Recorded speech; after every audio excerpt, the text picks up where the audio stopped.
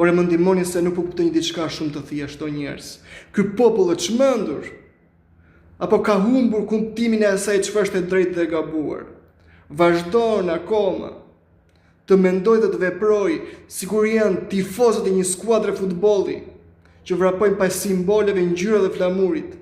Nuk mundet ky kombë dhe ky popull të vazhdoj të marshoj përkrah Sali Berishës. Sali Berisha i përket të shkuarës o njerëz. I përket të shkuarës, çfarë ndryshimi, çfarë të ardhme do kemi ne si kombë, duke qenë përkrah Sali Berishës.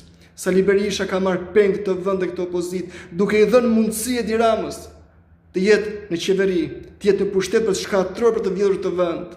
Në mënyrë indirekte ata kanë ndihmuar njëri tjetrin, duke dhënë mundësi njëri tjetrit për të qenë të dy në pushtet. Ky popull duhet të ndajë mendjen.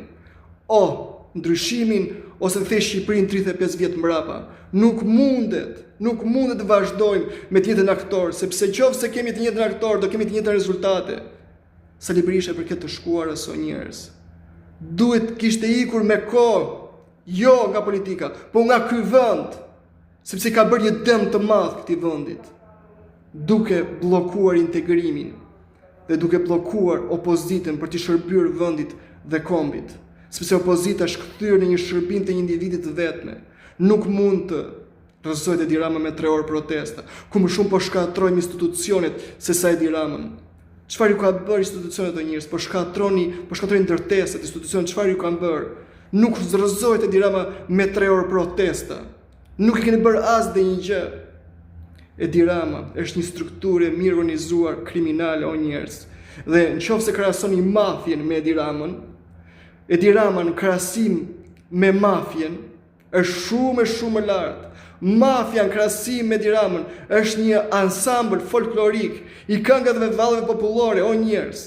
Nuk mund të rrëzojmë dot Edi Rama me 3 orë protesta, duke hedhur fyshek zjarr sikur është vit i ri. Dhe pastaj kthehemi të gjithë në shtëpi. Ka nevojë për vazhdimsi të protestave. Ka nevojë për njerëz që të ngjallin besim, të ngjallin shpresë. Dhe tira atje me idenë që për të ndryshuar këtë vend, jo me idenë se mund t'i shërbejnë partisë.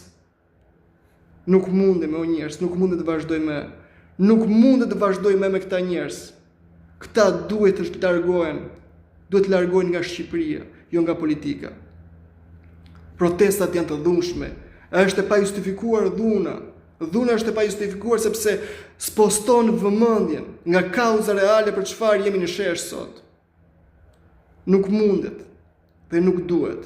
Prandaj ky popull do të ndajë mendjen, o të jetë me të ardhmen, o të jetë me të shkuarën. Sali Berisha nuk mund të jetë pjesë e protestave.